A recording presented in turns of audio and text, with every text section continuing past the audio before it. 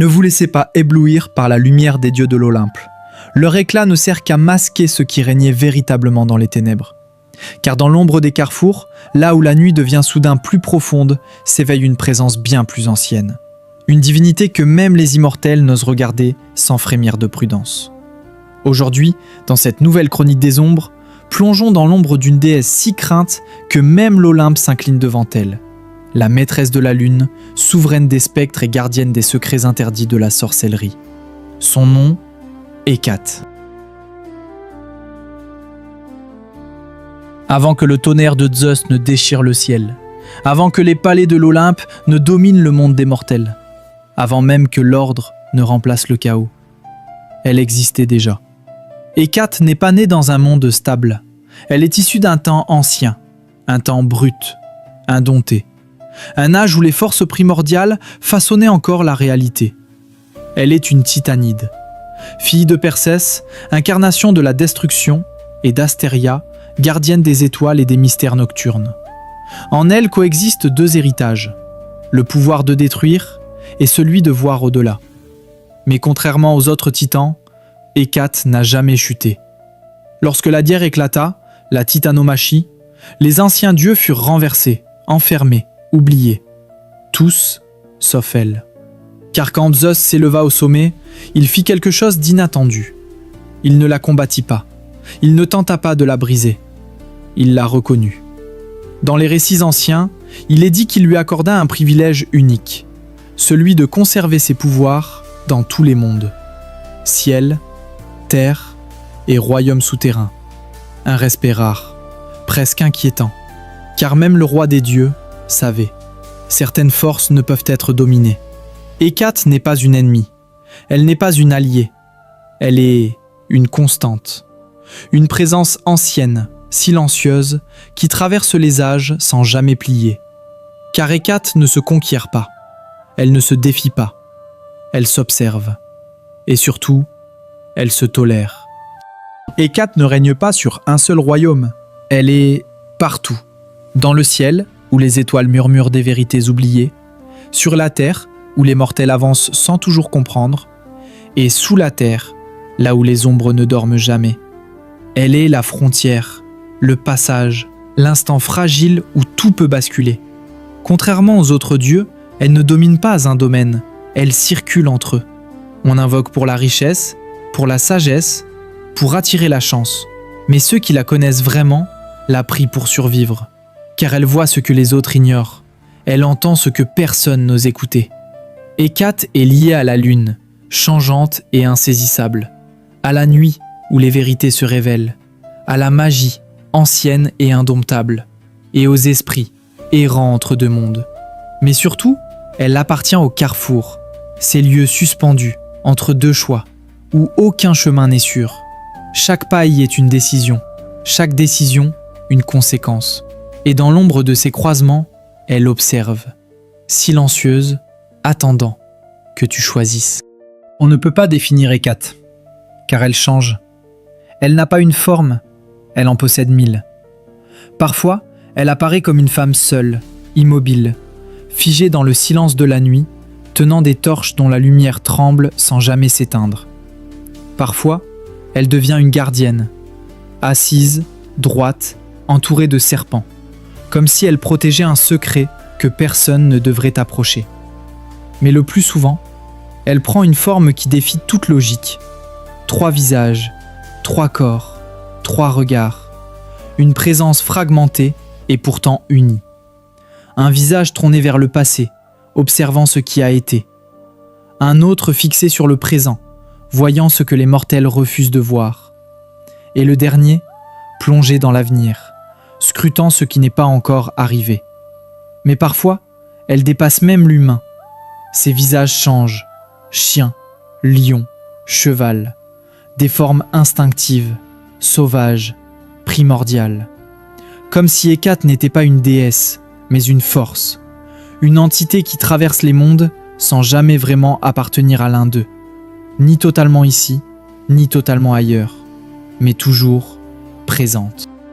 Hécate ne parle pas, elle n'en a pas besoin, car ces symboles, eux, racontent tout.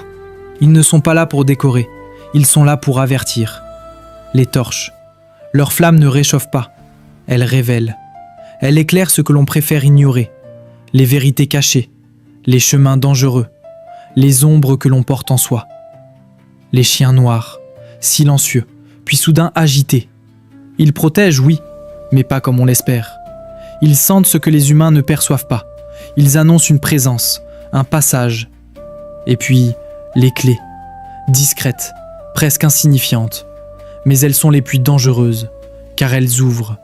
Pas des portes ordinaires, mais des seuils, des passages entre les mondes, des vérités qui ne devraient jamais être révélées. Hécate ne donne pas ses clés à n'importe qui. Elle ne guide pas les innocents. Elle ne protège pas les ignorants.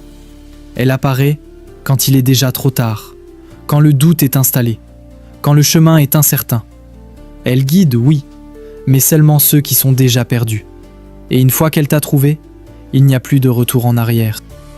Quand Perséphone fut enlevée par Hadès, le monde bascula. La lumière se fit plus froide, la terre plus silencieuse. Déméter chercha sa fille sans relâche, jour après jour, nuit après nuit. Mais elle était seule, seule face à un monde qui refusait de répondre. Sauf qu'une présence marchait déjà dans l'ombre. Hécate. Torche en main, elle avançait là où personne n'osait aller, dans les ténèbres profondes, là où les secrets refusent d'être révélés. Silencieuse, inlassable. Elle ne criait pas, elle ne priait pas, elle cherchait. Et c'est elle qui entendit. Un murmure, un écho, une vérité cachée sous le monde des vivants. C'est elle qui comprit. Perséphone n'avait pas disparu. Elle avait été emmenée. Guidée par ses flammes vacillantes, Hécate révéla ce que les autres ignoraient. Elle mena Déméter jusqu'à la vérité. Depuis ce jour, Hécate n'est plus seulement une témoin. Elle est devenue la gardienne, celle qui connaît les passages invisibles, les chemins entre les mondes et les secrets que même les dieux préfèrent éviter. On ne construisait pas toujours de grands temples pour elle, non. Hécate n'appartenait pas aux lieux sacrés élevés vers le ciel, mais aux espaces oubliés, discrets, entre deux mondes. On l'a placée ailleurs, au carrefour, aux portes, dans les seuils, là où rien n'est stable, là où tout peut basculer. Ces lieux de passage n'étaient pas choisis au hasard, ils étaient des points de tension, des endroits où les frontières deviennent fragiles. Et c'est précisément là qu'elle régnait. On ne venait pas vers elle avec fierté, ni avec espoir. On venait avec prudence. On lui offrait du pain, du poisson, des gâteaux simples, laissés dans le silence de la nuit. Ces offrandes n'étaient pas des gestes de dévotion, elles étaient des tentatives. Des tentatives pour calmer ce qui ne se voit pas, pour éloigner le mal, le mauvais œil, ou ce qui rôde dans l'ombre. Car invoquer Hécate n'était jamais anodin. Ce n'était pas une prière, c'était un avertissement, une reconnaissance de sa présence. Car Hécate n'était pas seulement vénérée, elle était observée avec crainte, respectée, non pas pour ce qu'elle donne, mais pour ce qu'elle pourrait réveiller.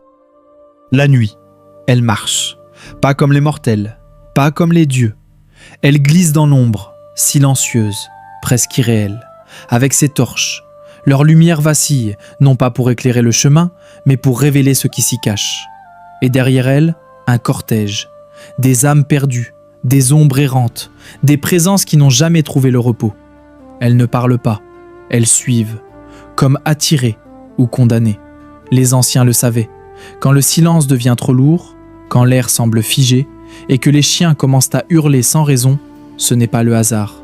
C'est un signal, un passage, le sien. Car les animaux sentent ce que les hommes ignorent. Ils perçoivent l'invisible et annoncent ce qui approche. Hécate ne vient jamais seule. Elle marche entre les mondes, accompagnée de ceux qui n'appartiennent plus à aucun. Elle est le seuil, le point de contact, le lien fragile entre les vivants et ceux qui ne le sont plus.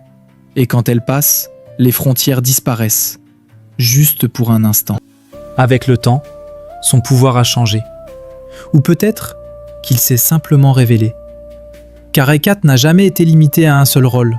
Elle a toujours été plus ancienne, plus profonde, plus dangereuse. Peu à peu, les mortels ont compris. Derrière les ombres, derrière les rituels, derrière chaque murmure prononcé dans la nuit, il y avait elle. Hécate est devenue la source, la magie, la sorcellerie, les savoirs interdits que l'on ne transmet qu'à voix basse.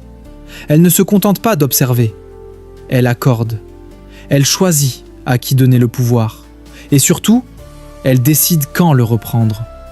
Car la magie n'est jamais gratuite, elle exige un prix, et Hécate veille toujours à ce qu'il soit payé. Même Médée, l'une des sorcières les plus redoutées de la mythologie, ne puisait pas sa force seule. Ses dons, ses potions, ses rituels, tout remontait à une origine plus ancienne, plus sombre. Car toute magie a une racine, une source invisible que peu osent nommer. Et cette source, ce n'est pas un lieu, ce n'est pas un pouvoir, c'est une présence. Hécate. Hécate n'est pas restée dans l'Antiquité, elle n'a jamais disparu. Les temples se sont effondrés, les anciens rites ont été oubliés, les dieux ont été relégués au rang de mythes. Mais certaines présences ne s'éteignent pas, elles s'adaptent. Hécate est encore là, dans les croyances modernes, dans les pratiques occultes, dans ces rituels murmurés à voix basse, loin des regards. Son nom change, ses formes évoluent, mais son essence demeure. On la retrouve dans certaines traditions ésotériques, dans les cercles de sorcellerie, et même dans des mouvements contemporains comme Wicca, où elle est parfois honorée comme une gardienne des mystères. Mais Hécate ne vit pas seulement dans les rituels, elle existe aussi ailleurs, dans les ombres de notre époque, dans ces instants où tout vacille, dans ces choix où aucun chemin n'est sûr. Certains l'appellent encore consciemment, d'autres la cherchent sans vraiment comprendre pourquoi. Et puis, il y a ceux qui ressentent sa présence, un frisson, un doute, un regard invisible. Ils ne connaissent pas son nom, mais ils savent qu'ils ne sont pas seuls et que quelque chose observe. Alors la prochaine fois que tu hésites, que tu te retrouves face à un choix, que plusieurs chemins s'ouvrent devant toi, observe, car parfois, tu n'es pas seul. Et si une présence te regarde depuis l'ombre, si le silence devient trop lourd, si les chiens commencent à aboyer, alors pose-toi une seule question. Ce chemin, est-ce vraiment toi qui l'as choisi ? Est-ce elle qui t'y a conduit ? Écris ta réponse en commentaire. Et surtout, si tu veux découvrir d'autres vérités oubliées, d'autres dieux, d'autres forces que l'histoire a tenté d'effacer, alors abonne-toi, car dans Chronique des Ombres, ce que tu vois n'est qu'une partie de la vérité. Et crois-moi, tu n'as encore rien vu.